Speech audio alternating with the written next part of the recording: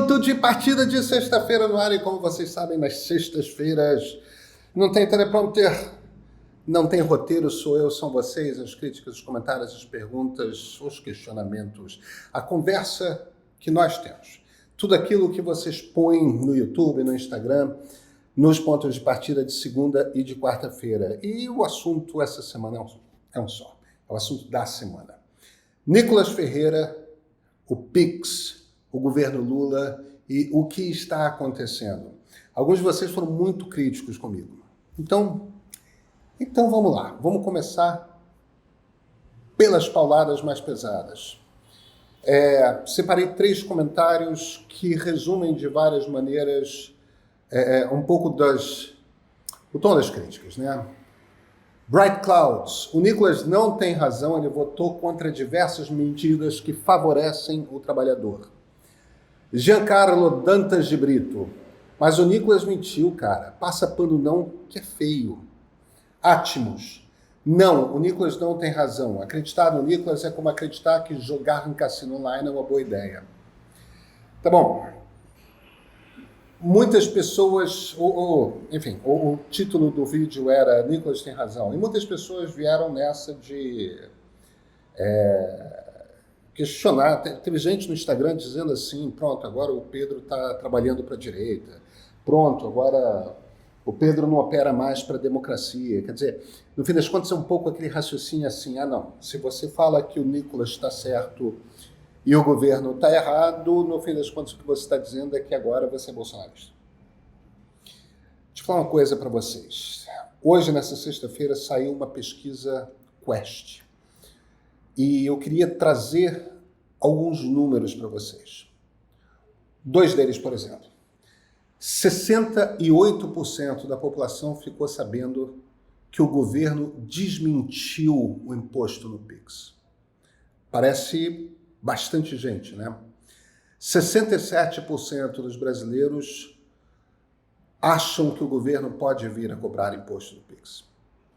Quer dizer, embora bem mais do que metade dos brasileiros tenham sabido que o governo desmentiu, bem mais que metade dos brasileiros consideram que o governo pode vir a cobrar. Por que isso acontece? Bem, as pessoas não confiam no governo. É isso que o Nicolas está explorando. O que esses 2 números dizem, em essência, é o seguinte: o problema não é de desinformação. O problema não é que as pessoas não tenham recebido a informação correta. O problema é que as pessoas não confiam no governo. Por que as pessoas não confiam no governo? Bem, as pessoas viram o quanto que o governo hesitou na questão da responsabilidade fiscal. Entendeu? Corta, não corta, faz isso, faz aquilo. Era um governo incapaz de tomar decisões. O presidente Lula enrolou o ministro Fernando Haddad durante mais de um mês. O governo... E olha, os ministros diversos vazavam informações. Vai cortar isso, não vai cortar aquilo, o tempo todo.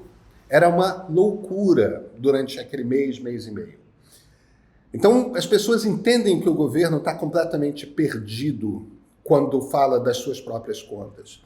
Outro exemplo, e esse exemplo o Nicolas explorou brilhantemente, é a taxa das blusinhas. O que está acontecendo aqui? O que é a questão da taxa das blusinhas? O governo precisa fazer grana. Aí ele percebeu que a medida de cobrar 20% sobre qualquer compra em site estrangeiro, e aí entra a Shopee, a AliExpress, né, Shein, essas coisas todas. Cobrasse 20% em cima de qualquer compra que custa mais do que $50, traz uma grana para a caixa do governo. Traz mesmo. É profundamente impopular, principalmente para a classe média baixa, que usa muito esses sites. Aí o governo inicialmente disse que não ia cobrar. Janja desmentiu de forma apoteótica nas redes sociais e tal. E aí o governo chegou à conclusão de que, não, a gente precisa dessa grana, a gente vai cobrar. Então, esses 2 episódios fazem com que, mesmo que o governo se vire e fale não é verdade, as pessoas olhem e digam, quem disse que não é verdade? Pode ser que vire a ser. O governo está dizendo que não é agora, mas o governo não é confiável. Por quê? Porque o governo não é confiável a esse respeito. Porque, em termos de grana, o governo vai e volta, é indeciso, e a decisão que está tomada um dia deixa de ser tomada no outro dia. Aí entra um segundo ponto essencial no qual eu quero bater, que é uma das coisas que me chama a atenção aqui nesse comentário do Bright Clouds. O Nicholas votou contra diversas medidas que favorecem o trabalhador. Os trabalhadores não acham isso. Mas o que eu quero dizer com isso? A minha tese fundamental a respeito do que está acontecendo é o seguinte. A gente vive num país de classe média. Eu já fiz essa definição, eu gostaria de repetir a definição porque é importante. O que eu estou chamando, qual é a diferença que eu tenho usado para classificar classe média e gente pobre? Bem, o pobre é o cara que luta para sobreviver, a classe média é quem luta para pagar as contas. O que quer dizer isso? Isso quer dizer o seguinte: se você não tem certeza de que você vai ter 3 refeições por dia, se você não tem certeza de que você vai ter um teto sobre a sua cabeça, você é pobre, você está lutando para sobreviver. A sua vida, cara, a coisa é... Você está num nível de necessidade muito grande. Agora, tem um momento ali que você cruza um determinado limiar e a sua luta passa a ser por pagar as contas. Pagar as contas quer dizer muita coisa. Tem gente que não tem grana para botar filho em colégio particular, mesmo que o colégio particular custe R$500 por mês, que são os colégios particulares mais baratos. Tem gente que não tem grana para muita coisa, mas já tem ali um cartão de crédito, já faz um crediário numa determinada loja, tem que comprar aos poucos, mas tem ar-condicionado, tem televisão. E aí é aquela coisa ali tem que pagar o cartão de crédito, tem que pagar isso e aquilo. Está usando escola pública, está usando o SUS, mas já está na classe média. É claro que tem a turma que ganha R$20 mil por mês e também tem dificuldade de pagar o valor do aluguel, a escola particular do Luizinho e da Mariazinha, o crediário, a parcela do carro. As dificuldades de pagar as contas são distintas. Mas quando você tem dificuldade de pagar as contas e não dificuldade de sobreviver, a sua cabeça é muito diferente. E cabeça de classe média é como que eu não caio, como que a minha vida não piora e como que eu cresço. Se você está pensando em sobreviver, sua preocupação é como é que eu garanto que eu vou ter comida. Se sua preocupação é crescer, você já está em outro mundo e você já tem outras questões. O PT, essa é a minha tese, sabe falar muito bem e sempre soube falar com quem precisa sobreviver. E isso ficou consolidadíssimo com as políticas públicas do primeiro governo Lula. É aí que está a origem dos votos dedicados que o Lula tem, principalmente no Nordeste do país. O governo Lula não sabe falar com classe média. Ele sabe falar, claro, com uma classe média alta, ali, Pinheiros, Vila Madalena, Leblon, Ipanema, Laranjeiras, Santa Teresa, essa classe média que bota os filhos na escola particular, tem ensino superior, papai já tinha ensino superior, tem um grupo grande de esquerda, e aí sim, o Lula é super popular nesse conjunto e tal. Você vai nas universidades públicas, você tem uma hiperpresença da esquerda.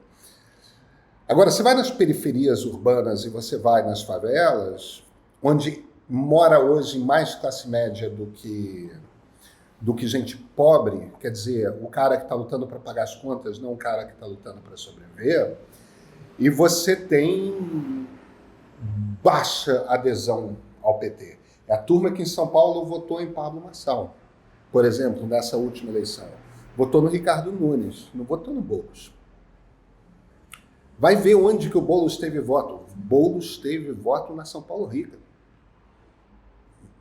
Então, o que está acontecendo aí? Por que o governo não sabe falar com essas pessoas? Né? Aí vem aqui o Bright Clouds, né? O Nicolas votou diversas vezes contra medidas que favorecem o trabalhador. Quem é esse trabalhador? Porque o problema desse trabalhador, e aí eu quero bater muito nessa tecla, o problema desse trabalhador é como crescer. Esse camarada de classe média baixa, que em geral tem ensino médio completo, ele não tem um ensino superior, cara, veja, um emprego CLT não vai gerar crescimento para ele. Não vai. E ele entende isso. Entendeu? Ah, tudo bem, tem um INSS, tem 13º, tem férias remuneradas, tem. O cara tem 25 anos de idade. Ele quer saber como é que ele vai morar no Morumbi. Como é que ele vai sair da perifa. Como ele vai dirigir um carrão. Como é que ele cresce, cara. Essa é a ambição dele. A única maneira que ele tem de crescer é inventando alguma coisa, inventando um negócio. Entendeu? Esse negócio pode ser tirar a roupa no OnlyFans. Esse negócio pode ser... Eu conheço 2 casos assim que são muito interessantes. Caras que se juntam ali, compram... 2 sujeitos que se juntam, pegam uma grana, financiam, compram 3 carros bacanas, né, uns Corollas, uns BYDs e tal, e botam de carro... Eles mesmos são motoristas, contratam um 3º motorista e tal, e botam ali para carro para dirigir para gente bacana, Uber Black. E como é que eu consigo comprar o 4º carro? Como é que eu faço o acordo ali com o sujeito de uma oficina para os carros estarem sempre funcionando? Porque se um carro dá problema, é a grana que não está entrando e tal. Você vai bolando negócios. Entendeu? E sim, esses negócios estão muito ancorados na coisa dos aplicativos. A maioria das pessoas que fazem essas apostas vão dar errado? Talvez. Esse dar errado depende muito das condições econômicas do país. Se o país estiver crescendo, os negócios dessas pessoas tendem a ir melhor. Você vai ficar rico? A maior parte desses caras não vai ficar rico. Mas olha... Talvez eles consigam ficar melhor do que eram. Eles têm chances maiores de conseguir mais do que conseguiriam se eles estivessem ali com emprego CLT na padaria. Se eles estivessem ali com emprego CLT em sei lá onde. Percebe? Aí vocês podem se virar e falar: não, esse cara é um iludido. Esse cara é um enganado. Esse cara... pobre de direita. Esse é o mundo dele. Essa é a ambição dele. E nem o PT, nem a esquerda compreendem essa ambição. Não existe uma empatia para com essa ambição. Na verdade, o que existe por parte da maior parte das pessoas de esquerda é uma imensa frustração. Entendeu? É quase como se as pessoas quisessem jogar aquele meme do Caetano Veloso. Você é burro, cara. Não adianta. O discurso da esquerda nas redes sociais, porque você pega, são aquelas ideias que são sempre repetidas. A direita é a mesma coisa, tá? As redes sociais são... Você não encontra muita coisa original.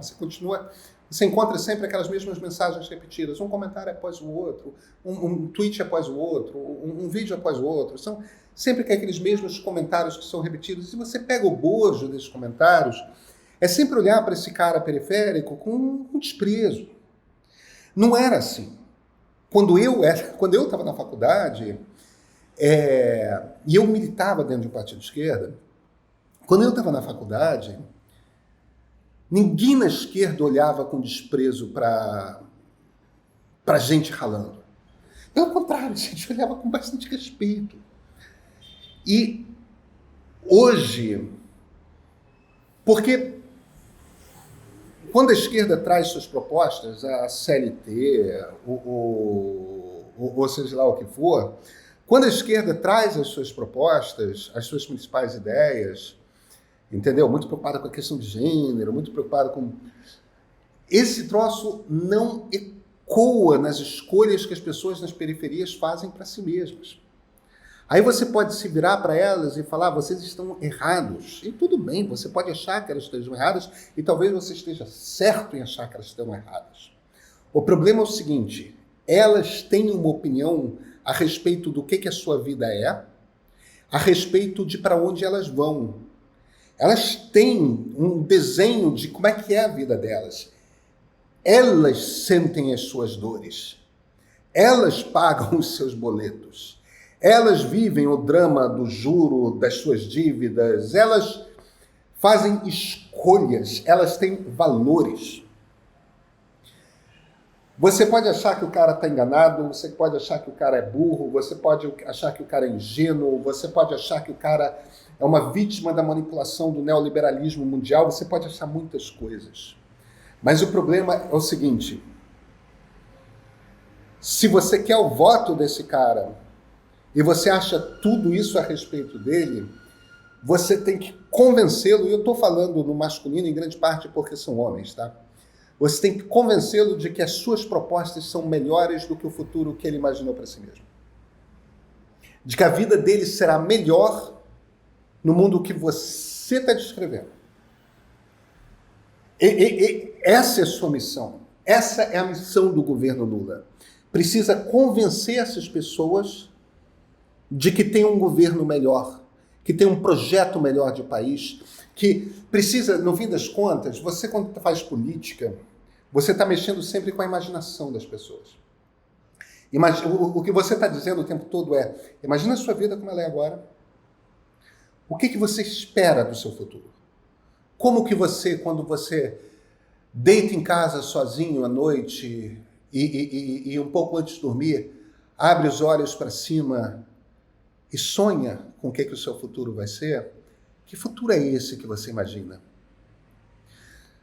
O seu papel como político é pintar um futuro para esse cara e mostrar que políticas públicas você vai desenvolver que levem àquele futuro, que ajudem o sujeito a chegar àquele futuro. E o problema essencial é que a direita mexe com a imaginação desse cara. O que a esquerda oferece para esse cara é um futuro medíocre. Não adianta. Você não disputa a capacidade de gerar sonho que a direita tem com a capacidade de gerar sonho que a esquerda tem. Não era assim.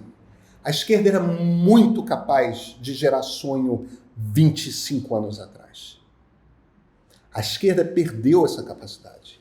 Ela não manipula com a imaginação. Ela não mexe com a imaginação. Ela não oferece um sonho de futuro. Quem oferece um sonho de futuro é a direita. Se você acha que a direita está manipulando esse cara e é incapaz de oferecer isso, não tem problema.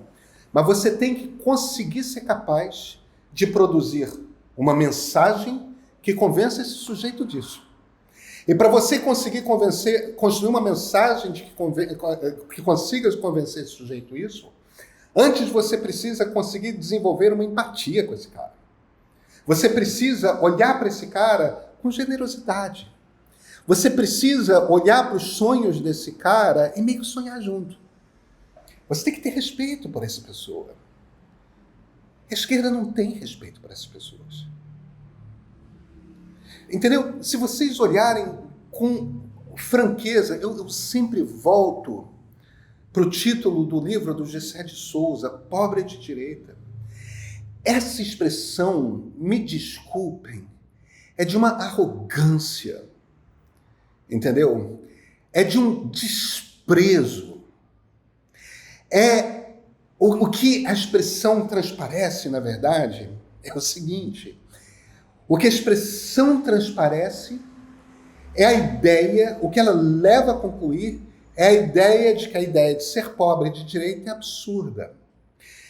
Para o pobre que escolheu ser de direita, não é. Aí tem a turma que vem pelo marxismo e diz que o cara, na verdade, é alienado. Ele se sente no lugar do patrão. Bem, tudo bem. Não exclui dentro de uma democracia a sua responsabilidade de convencer a pessoa de que ela está errada. Então, eu volto ao meu ponto inicial, que é o seguinte: Nicolas está certo. Ele está certo por uma única razão. Ele está certo porque ele está trabalhando com a dúvida que o eleitor tem a respeito da firmeza com que o governo forma suas convicções. O governo não inspira confiança. O governo não inspira confiança por erros seus. O governo não inspira confiança porque o presidente Luiz Inácio Lula da Silva não toma decisões. O presidente é indeciso. Lula não era indeciso. Lula 3 é indeciso. Lula 3 fica entre Fernando Haddad e Rui Costa, vai um, vai para o outro, e não toma decisões. Enrola, enrola, enrola. Alguns de vocês se viram para mim e falam: a culpa é do Congresso. Quem se candidatou à presidência da República e, portanto, se candidatou ao cargo que exige dele, essencialmente, escolher brigas políticas para ter, foi Lula. A partir do momento que ele se dispôs a ser presidente da República, ele tem a obrigação de escolher algumas brigas políticas. Ele está escolhendo não brigar com ninguém. E ao escolher não brigar com ninguém, nada se move. Quem tem um ônus no regime presidencialista de promover uma agenda e botar uma agenda para frente é o presidente da República. Sim, gente, o Congresso está super poderoso. Sim, o Supremo está super poderoso. É mais difícil governar hoje do que era. Culpa da Dilma, culpa do Temer, culpa do Bolsonaro, não é culpa do Lula. Mas essa já era a realidade quando o Lula se candidatou. Então, o ponto é, os dados estão aí. 68% dos brasileiros sabem que o governo desmentiu que haveria imposto do PIX. 67% dos brasileiros acham que o governo pode vir a cobrar imposto do PIX. Olha para a taxa das blusinhas e você entende o porquê dessa desconfiança. É perfeitamente razoável. É perfeitamente razoável acreditar nisso. Então, você vai ficar responsabilizando os desinformadores? Você acha que a culpa é da desinformação? Tudo bem. É uma desculpa gostosinha com a qual dormir, porque aí você pode se virar e falar: a culpa é do outro. Eu não tenho poderes para lidar com o outro. Eu não tenho como, eles são muito poderosos, eles dominam as redes sociais, eu não sei falar nas redes sociais. As pessoas têm a informação e as pessoas não acreditam no governo. As pessoas não acreditam no governo porque o governo é indeciso. Porque o governo muda de posição. E a mensagem da direita mexe com os sonhos da nova classe média. Uma nova classe média que existe em grande parte por causa de um governo Lula. Você teve esses eleitores, você não tem mais esses eleitores. Se você quer ganhar novamente esses eleitores, você precisa ser capaz de mexer com os sonhos deles. Se você não mexe com os sonhos deles, você não vai tê-los. Meu nome é Pedro Doria, eu sou editor do Meio e eu queria pedir a sua assinatura. Eu quero te pedir a assinatura pelo seguinte: você vai encontrar 2 tipos de jornalismo na internet.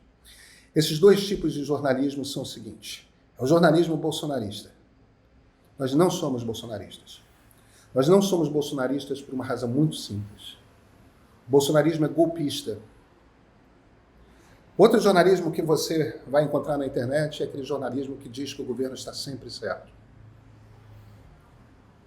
A gente não foge da realidade. As redes sociais gostam do bang-bang, gostam do fla-flu, gostam do Grenal, gostam do São Paulo e Corinthians. Corinthians e Palmeiras.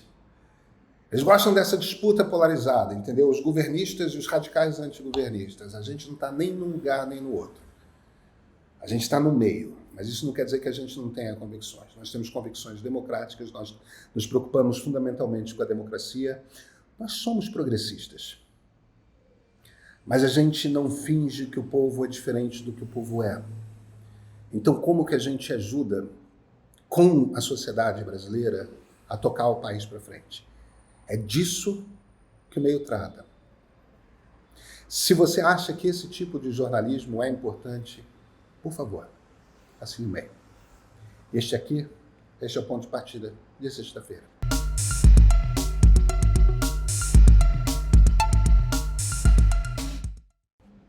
Ronald Musi, aquela taxa das blusinhas que o próprio Chupetinha votou a favor? Ah, sim.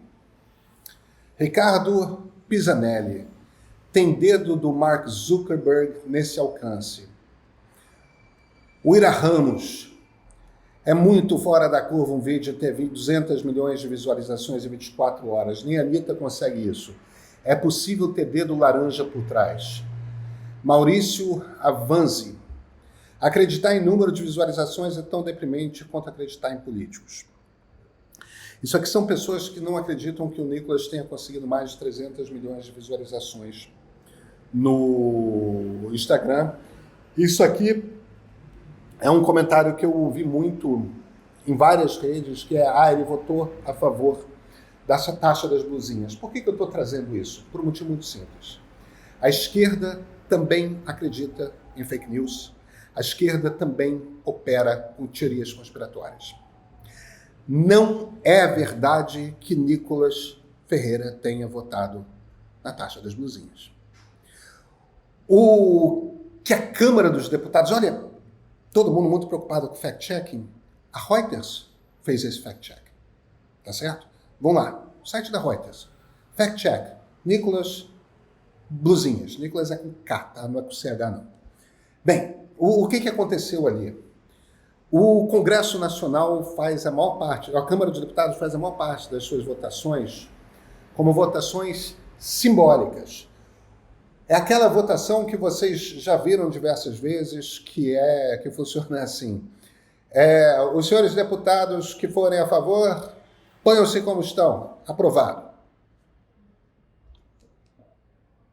O Nicolas, diversas vezes, nos meses em que aquele troço estava sendo votado, se manifestou contra o troço.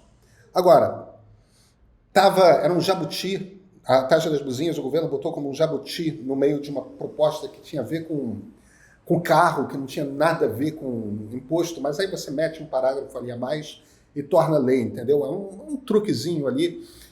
E o troço estava aprovado, todo mundo sabia que o troço ia ser votado e não fazia muito sentido. A maior parte dos deputados não fica comprando briga à toa. Você sabe que vai ser aprovado, deixa rolar. Entende? Você sabe que vai ter maioria, deixa rolar. Você pode impedir a aprovação por 2 ou 3 dias se todo mundo que for contra ficar se manifestando, ficar fazendo a parte. Consegue, mas você não vai conseguir evitar a aprovação. Então, como todo mundo já sabe como que vão ser determinadas votações, você vai tocando como votação simbólica. Então, quando você faz uma votação simbólica, você vai lá na lista e vê quem votou a favor, você vai ver um monte de nome. Não quer dizer que aquelas pessoas fossem a favor daquilo. Quer dizer, aquelas pessoas jamais votaram naquilo, porque ninguém votou naquilo. Entendeu? Então, não é verdade que o Nicolas tenha votado a favor. Porque o troço foi votado por votação simbólica e o Nicolas era declaradamente contra a taxa das blusinhas o tempo todo. Tá? Até porque é uma demagogia, né, gente? É conveniente, ele não está no governo, ele não precisa de dinheiro. Então, para com... As pessoas que falaram isso, que divulgaram essa coisa, elas provavelmente sabiam que elas estavam mentindo e exagerando a respeito do Nicolas. Assim como o Nicolas faz o tempo todo. Entendeu? Uma fake news, a outra fake news, aí a turma da esquerda acha que ela é bem informada, então não é. E a mesma coisa a questão do... esse troço de que o Mark Zuckerberg ajudou o Nicolas até 300 milhões, de que houve algum tipo de manipulação, efeito laranja, né? Donald Trump. Gente, o Bolsonaro está dizendo que foi convidado para a posse do Donald Trump por conta de um e-mail esquisito que o assessor do assessor do assessor do assessor mandou para o Eduardo Bolsonaro. Se bobear, o Eduardo Bolsonaro pediu o convite. Entendeu? Esse é o contato que o Bolsonaro... O Trump não está nem aí para Jair Bolsonaro. E aí as pessoas acham que Donald Trump interveio com Mark Zuckerberg para fazer com que o vídeo do Nicolas Ferreira pare, gente. Existem zero evidências de que esse troço tenha viralizado porque alguém foi lá e fez uma manipulação para um post em particular. O troço viralizou porque a mensagem bateu. A mensagem bateu fundo. E eu, se fosse o governo, estaria com uma sinal vermelho, uma sirene ligada a toda. Viralizou porque algumas coisas simplesmente calam na alma das pessoas. Aquilo foi uma mensagem com potência que mexeu... e esse é o truque da retórica do demagogo, e o Nicolas Ferreira é um demagogo. Você mexe simbolicamente com a maneira como as pessoas já compreendem que o governo é. Ele estava ali o tempo todo, você sabe que esse governo faz dessas. E as pessoas estavam vendo assim, esse governo faz dessas. Você sabe que esse governo não te leva a sério. Eu sinto que esse governo não me leva a sério. Esse troço viralizou porque o Nicolas, tocou no pulso do que as pessoas já estão falando nas ruas. Isso é talento político puro, baseado, claro, em publicitário, que lê pesquisa. O governo também pode contratar pesquisas. O governo também pode ter acesso a publicitários. E olha, eu vou falar uma coisa para vocês, tá? Eu recebi muita mensagem de elogio de dentro do Palácio do Planalto e de dentro dos ministérios. E de políticos de esquerda que não estão necessariamente nos ministérios ou no Planalto. Eu recebi muito elogio. Por quê? Porque as pessoas mesmo dentro do governo sabem. A cabeça do governo está indecisa. A cabeça do governo tem aquela briga Rui Costa, Fernando Haddad.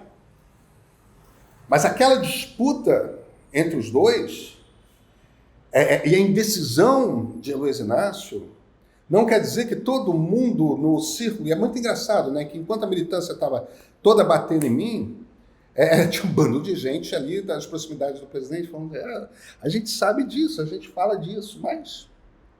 Washington Luiz, xará do presidente. Então seria um combate eficaz de certa prática de sonegação, certo? O meio está também fazendo malabarismo para isso ser ruim, é isso mesmo? Tentando entender essa guinada faz tempo. É a turma que acha que, porque eu critico o governo, acha que existe uma guinada à direita, uma guinada bolsonarista. Não, cara. Não existem só dois lados no mundo. A realidade é mais complexa. Isso posto, não, é isso mesmo, é sonegação. Nicolas Ferreira está defendendo sonegação. A turma da direita está defendendo sonegação. Enquanto isso, o que o governo estava dizendo o tempo todo era o seguinte, não, a gente vai continuar deixando sonegar, a gente não está indo atrás de vocês, não. É de um lado e do outro. A questão aqui é a seguinte, um pedaço imenso da sociedade brasileira sonega. Essa turma mais dura, entendeu, dos 5, 6, 7 paus por mês, tem uma imensa sonegação nesse mundo. Você pode perfeitamente tomar a decisão política de que sonegação é crime, porque sonegação é crime, e começar a se virar para essas pessoas e falar, desculpa, a gente vai atrás de vocês. Cara, você pode fazer isso. Assume o BO. Entendeu? Estamos preocupados com uma parcela da população que está sonegando e vamos atrás dos sonegadores. Então a gente vai ver o quanto que você mexe de grana e vamos cobrar um imposto de renda. De novo, assume o seu BO. Se essa é a sua intenção, manda ver. Eu não sou contra cobrança de imposto de renda, não. Agora, eu não sou bobinho, né? E vocês não deveriam ser. Vocês sabem, todos, que a ideia de ir atrás desse imposto de renda não é popular. As pessoas não querem pagar imposto, ainda mais se elas sentem que a qualidade dos serviços públicos é ruim. Porque cá entre nós, a qualidade dos serviços públicos é ruim. Claro, saúde é melhor do que educação é melhor do que segurança, porque segurança não tem, né? Isso não quer dizer que a saúde seja boa. Isso não quer dizer que a educação não está ruim e estagnada por mais que o governo gasta mais e continua ruim. Isso não quer dizer que a segurança esteja em colapso. Quer dizer, o governo está se virando e falando, eu preciso de mais grana, e precisa mesmo. Mas é só para cobrir o rombo. Tem um monte de gastos que eu não poderia não ter, mas eu estou escolhendo mantê-los. Eu não estou dizendo que eu vou melhorar os serviços públicos, não, mas eu preciso de mais dinheiro, então dá um dinheiro aí. Eu não estou defendendo sonegação, não. O Nicolas Ferreira está. Eu estou dizendo que o discurso do Nicolas Ferreira é extremamente eficaz politicamente. E que ele está fazendo um discurso que é um discurso demagógico, mas é um discurso perfeitamente normal. Cara, eu vou te dizer uma coisa. Esse vídeo do Nicolas, quem falou que porque a Marina Silva ia tornar o Banco Central independente, isso ia levar à falta de prato de comida na mesa do brasileiro, não tem autoridade para dizer que a demagogia que o Nicolas faz é uma mentira absurda que está fora do jogo democrático. Porque é só demagogia, e demagogia está dentro do jogo democrático. O PT, aliás, é craque nisso. Sexta-feira, né? Vamos sextar. Donald Trump assume só no próximo dia 20, mas os tremores da sua chegada no poder já começam a se fazer sentir mesmo antes da posse. O segundo mandato de Trump será o principal assunto da próxima edição de Sábado do Meio, que vai trazer uma reflexão sobre o que esperar da sua volta à Casa Branca, o que ela deve representar no xadrez político internacional e, claro, para o futuro da democracia. Quer saber melhor para onde vai o mundo nos próximos 4 anos? Então, segue o link na descrição desse programa e assina o Meio Premium.